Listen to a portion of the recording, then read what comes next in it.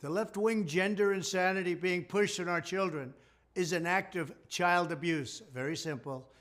Here's my plan to stop the chemical, physical, and emotional mutilation of our youth. On day one, I will revoke Joe Biden's cruel policies on so-called gender-affirming care. Ridiculous. A process that includes giving kids puberty blockers, mutating their physical appearance, and ultimately performing surgery on minor children. Can you believe this? I will sign a new executive order instructing every federal agency to cease all programs that promote the concept of sex and gender transition at any age. I will then ask Congress to permanently stop federal taxpayer dollars from being used to promote or pay for these procedures and pass a law prohibiting child sexual mutilation in all 50 states. It'll go very quickly.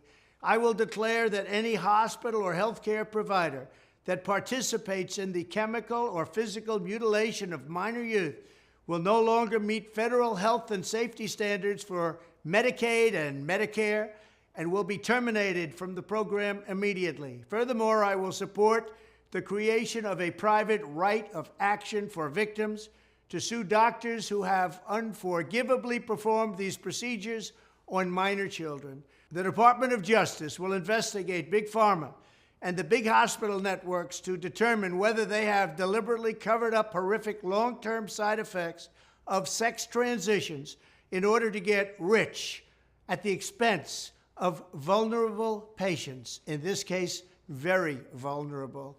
We will also investigate whether Big Pharma or others have illegally marketed hormones and puberty blockers which are in no way licensed or approved for this use.